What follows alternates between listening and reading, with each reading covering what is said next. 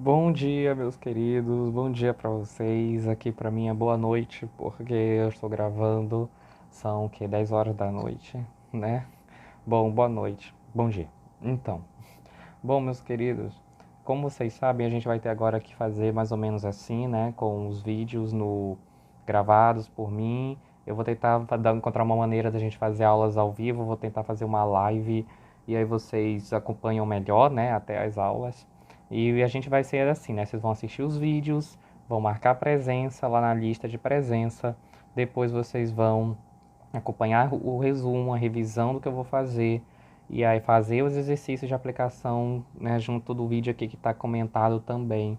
Os propostos vocês fazem em casa, mandam para mim por meio de um Word no Class mesmo, né? Se preferirem podem usar o escolar, porque às vezes o Class, eu já percebi, ele falha no envio. Tem também pessoas, alunos que não sabem usar, né? Uma certa dificuldade.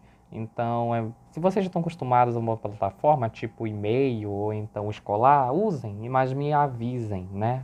Para não passar batido. E, né, como eu disse para vocês, a gente vai nesse sentido, nesse ritmo. A mesma coisa também nos exercícios de revisão que eu passei para vocês, lá pelo escolar, né? Vocês façam após assistirem esse vídeo, tá bom? E nesse vídeo eu vou comentar aqui nosso assunto de revisão que nós trabalhamos pela última vez, que foi sobre a Revolução Russa. Antes da revisão, meus queridos, eu quero só deixar bem claro, né, a questão da prova de vocês. As notas já estão lançadas e já está inclusa a nota da atividade que nós fizemos, tá bom? Bom, meus queridos, então, como nós estávamos vendo, na Revolução Russa, nada mais foi do que um movimento onde o sistema político deixou de existir, que no caso lá era o czarismo. O czarismo era um sistema onde o governante central era absoluto no seu governo lá no Império Russo, que era o czar, né? O czar é o imperador em russo. E esse sistema é tradicional, é tipo medieval já lá da Rússia, né? É porque acontece que no século XIX a coisa piorou cada vez mais, a ponto do sistema não resistir, a ponto, na verdade, de a sociedade entrar num caos como nunca a pensou, sonhou um dia que passaria, a ponto de não só a Rússia sucumbir, mas o mundo inteiro ficar com medo, nervoso e, de certa forma, sucumbir nos primeiros anos da chamada União Soviética. É um sistema que ainda nós ouvimos falar muito, é um sistema polêmico, é um sistema que, né, cada um ali fica criando, né, opiniões, intrigas, militâncias. Mas nós aqui estamos estudando, nós aqui queremos achar uma coisa reta sobre a situação, nós aqui queremos saber nos posicionar, então vamos aqui acatar os fatos.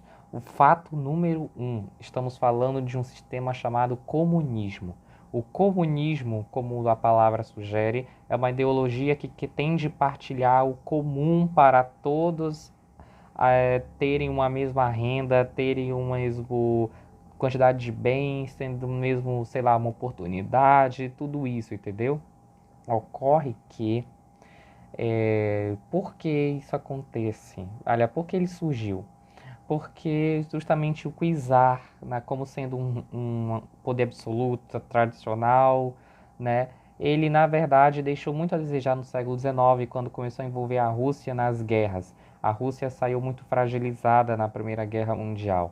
A Rússia também saiu fragilizada, se envolvendo em outras guerras, que é uma guerra cujo nome é bem grande, inclusive eu tenho que ler para lembrar. É a guerra russo-japonesa franco-prussiana, né? É uma guerra aí que envolveu então a Rússia, o Japão, a França e a Alemanha, só para vocês entenderem, né? No sentido de que todos estavam brigando pelo quê? Nada mais do que ali pelo controle da região da Manchúria, que faz parte da Rússia, mas também faz parte da China e também faz parte do Japão. E aí o Japão vai lá querer brigar pela Manchúria, né, que invade a China. E aí a China sofre nesse processo. E a Rússia vai lá também, né? E ela, de certa forma, vence também. né? Então, quem sai mais afetada aqui é a China, mas depois a China faz parte da União Soviética quando a Rússia se tornar a União Soviética. Ok, volta um pouco a fita. Nós estamos falando aqui então de um sistema onde causou muita desestruturação econômica para a Rússia, que era um império. Essa Rússia perde também suas colônias. E aí vai acontecendo um declínio, uma instabilidade econômica muito grande. E não só isso, né? As pessoas quando vão protestar, elas não são atendidas pelo Cuisá. E isso gera mais caos. E aí vai ter também conflitos armados. E aí vai ter até Cuisares que vão atentar contra o povo vai atentar contra o exército, o povo vai atentar até mesmo contra o Cuisá e a sua família, então vai surgindo cada vez mais um caos em cima de um outro, em cima do outro, que aí a Rússia não tem mais para onde correr. É quando surge dentro da política, membros da política, né, que eram parlamentares, eram para ser leais ao rei, mas eles acabam se tornando, né, revolucionários, justamente estou falando de Vladimir Lenin e Julius Martov. Vladimir Lenin, ele era um, ele era um membro daquele que achava que a revolução deveria acontecer, o povo precisava de melhoras e devia ser através de um conflito armado. Já o Julius Martov achava que a revolução deveria acontecer por meio pacífico. Seja como for, ambos acharam que a sociedade construída por Karl Marx no seu livro O Capital, lá na Inglaterra, né, poderia dar certo. Então a Rússia foi a tentativa de colocar um sistema, né, que o Karl Marx sonhou para a Inglaterra, né? Então é algo confuso, mas é algo assim que é realmente tido como a saída do povo da época. E acontece que ele se junta também com outro amigo, Leon Trotsky, para formar um partido, se chama Partido Operário Socialista Democrático Russo. Em 1903, esse partido se subdivide em dois, que eram os mencheviques, liderados pelo Martov. Menchevique significa minoria, e bolcheviques, liderados por Lenin, que significa maioria, tá bom? E em 1905, esse partido ganha mais força por causa de Leon Trotsky. Em 1917, o Trotsky torna-se com Lenin a principal liderança bolchevique. Né? E é justamente esse ano, 1917, que a gente vai estudar, porque é o ano que acontece de fato a Revolução. Acontece que no mês de fevereiro, então no início do ano, os mencheviques se instalam no poder através de um golpe que derruba o Czar. Então, quando eles derrubam o Czar, depois também daquele episódio do Domingo Sangrento, daquele episódio de vários protestos, né? Então, os mencheviques que não queriam, né, conflitos armados para tirar o Czar dali, fazem um golpe, convencem a maioria dos parlamentares, os parlamentares apoiam naquele momento e aí os mencheviques ganham. Acontece que os bolcheviques não vão gostar nada disso, então eles fazem um outro golpe, isso lá no mês de outubro, conseguem planejar um golpe, né, e quem faz é Lenin, para destituir, né, Alexander Kerensky, que foi o primeiro governante do comunismo na Rússia, né? E aí Lenin assume então em 1917 ainda e governa até 1924. E é nesse período de Lenin que as coisas só vão a pior. A intenção da revolução era melhorar. O comunismo, pelo menos assim, vinha com esse discurso lindo de liberdade, igualdade para os pobres, para os coitados, amém, né? Mas não é nada disso que ele de fato é e faz. Isso tem que ficar claro na nossa mente, meus queridos. Por quê? Porque a partir do momento em que aconteceu o governo do comunismo na Rússia, o povo só foi a piora, né? O que que o Lenin fez, né? Primeira coisa, cortou aliança com todos os países capitalistas clássicos, né? Principalmente a Inglaterra. Quando você faz isso, você isola o país, porque todo mundo está numa empreitada capitalista. Se um país se torna comunista, ele fica completamente isolado a ponto de não poder comercializar. Quando não tem mais comércio fluindo, não tem mais nada fluindo, não tem mais moeda que vala. No caso, aconteceu com a moeda russa, ela não valia nada. Ela não valia nada. Entende? Então não tinha mais como produzir, muitas empresas foram à falência, o desemprego aumentou assim que, meu Deus do céu, eram milhões de desempregados, muitos milhões, mais milhões do que a gente viu lá na crise de 29 dos Estados Unidos, tá bom? Então vai ter também mais guerra civil, porque o povo vai se revoltar de novo, e vai se revoltar de novo, e o Lênin vai botar pra cima, e vai ser briga entre os parlamentares também, e vai ter mais morte, e o exército fica dividido. É uma coisa muito realmente assim, maluca que acontece nesse tempo. Quando o Lenin morre, né, assume um outro ditador, que vai ser o pior, né, da história aí, que é o Joseph Stalin. O Joseph Stalin começa a governar então em 1924, em janeiro mesmo, porque foi em janeiro que Lenin morreu, no dia 21. E aí, né, Stalin, conhecido como Homem de Aço, passou a governar. O Stalin, ele cria o que chamamos de União Soviética. Ele pega todos os países vizinhos da Rússia e integra, e domina, e submete, e ele persegue mesmo, e ele impõe mesmo, e ele mata mesmo, para poder os interesses do comunismo ficar prevalecendo na Rússia e depois se expandir pelo mundo, porque essa era a intenção, fazer o mundo inteiro se tornar comunista. A intenção de muitos comunistas até hoje é essa, né? Esse grupo existe ainda, né? Os comunistas. Então, né, acontece assim. E aí são construídos vários campos de concentração, centros de tortura e prisão especial para todo inimigo do Stalin. Então morreram milhões, milhões de pessoas que eram contra o Stalin. Tudo porque, em nome da igualdade, da liberdade, do pobre e do trabalhador. Você entende a grande contradição? O que eu estou querendo dizer para você é que o comunismo, ele tem um discurso, mas ele não faz o que ele não é o que ele faz, ele não faz o que ele diz. E as consequências que ele traz são piores para o país, para a sociedade, do que antes. O tamanho da crise, o tamanho da miséria, da perseguição, da ditadura, da morte é tão grande que não dá para medir. Até hoje tem países assim, Coreia do Norte é assim, China é assim, né? E outros países aí que infelizmente acabam sendo submissos a esse sistema. As pessoas não têm vida lá, gente. As pessoas gritam de socorro. Por quê? Porque justamente estão numa realidade onde todo mundo tem que só baixar a cabeça. Baixar a cabeça para o governante. Quem é que garante contestar lá o Kim Jong-un da Coreia? Quem é que garante contestar o governante da China? Ninguém. Você está entendendo? Então, essa é a realidade daqui já da União Soviética, né, que começa em 17, né, depois vai até 53. Essa União Soviética ela só termina por ocasião da por ocasião da morte do Stalin, sim, mas também porque a Rússia ela precisa se recuperar mais do que nunca.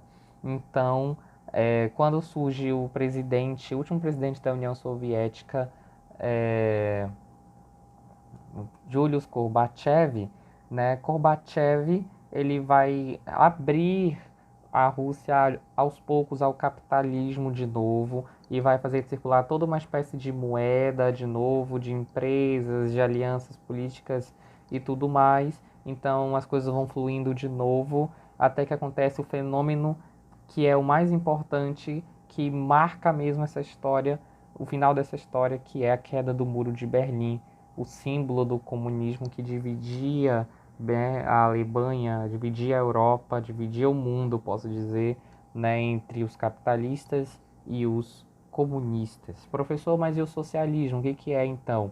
Socialismo é a prática econômica do comunismo. O comunismo é um sistema de governo. O socialismo é um sistema econômico, tá bom? Então, justamente é isso.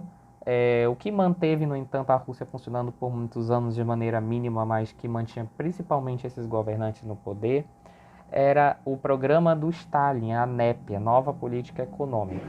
A nova política econômica, diz o livro de vocês, né? Estabelecia as metas da economia russa em médio prazo. Tinha o objetivo de impulsionar a industrialização e de base. Resultou em números positivos e proporcionou que mais planos fossem desenvolvidos dessa vez para impulsionar a indústria nacional. né? E aí são uma série de fatores assim que é de controle do capital, né? Então, justamente é isso, tá, meus queridos? Simplesmente é isso, né? Um comunismo que é um sistema, né, onde prega uma igualdade que acaba não acontecendo, porque sempre vira ditadura e o país é isolado e sempre há conflito de interesses, há guerras, há mortes, né? Então, acontece também com Cuba, acontece também com Venezuela, acontece também, né, aqui nessas realidades do nosso continente americano. Nas questões da página 220, eu gostaria que vocês pegassem o livro lá, na página 220, né, nossa questão diz assim, né, assinale a alternativa que apresenta corretamente pelo menos duas forças que se opunham ao regime czarista às vésperas da Revolução de 1917.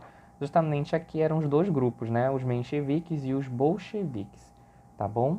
É a letra E, né? Os outros grupos aqui não existem nas alternativas, vou nem ler, só por causa, vocês podem perceber, né? Não é um partido republicano, não tinha isso. Não é maquinovista, isso não existe também, né? E nem partido nacionalista. Então, tá bom? Na terceira questão diz assim: qual era a posição defendida por Leon Trotsky na Revolução Russa? Justamente a ditadura do proletariado e a revolução permanente, tá bom? O que foi o Domingo Sangrento? Foi o episódio justamente de 1905, 22 de janeiro de 1905, aonde as pessoas dirigiram ao Palácio de Inverno para protestar, a princípio pacificamente contra o regime czarista, então pedir favores do czar. E, no entanto, o czar Nicolau II mandou seus soldados atirarem contra a multidão. Esse fato ficou conhecido como Domingo Sangrento e foi o estopim da Revolução, porque graças a esse pico, né, de chacina, as pessoas não puderam mais aguentar o czar e também nem aqueles que já estavam planejando a Revolução, por isso que houve o golpe de Estado pelos mencheviques primeiro. Quais foram as consequências desse período, né? Já falei, né? Muitas ainda outras revoltas e a inauguração da Revolução. No período pré-revolucionário, operários, soldados e camponeses, inspirados em ideias socialistas, organizaram-se em conselhos que foram fundamentais para a luta contra o regime imposto. Tais conselhos eram, né, os soviéticos, dumas, potequins ou encouraçados, ou os sovietes. Justamente, letra A, né? Os sovietes, os operários, soldados, camponeses que se inspiravam nesses ideais são chamados de sovietes. O grito principal do Lenin, inclusive, era todo o poder aos sovietes, né? Soviético não, porque a União Soviética depois, esse termo soviético é mais para a União Soviética. No começo é sovietes apenas, tá bom? Qual é a relação entre a Primeira Guerra Mundial e o ápice do processo revolucionário de 1917, página 222? Né? Qual é a relação entre a Primeira Guerra Mundial e a Revolução de 1917? Justamente a situação econômica e social que colabora, né, para que a Rússia se veja enfraquecida, obrigada a sair da guerra, também frente ao processo revolucionário que acaba acontecendo. Então a relação justamente é ao que leva a Rússia a uma crise e sai da guerra para resolver sua própria crise. Existe essa relação justamente por causa disso, tá bom?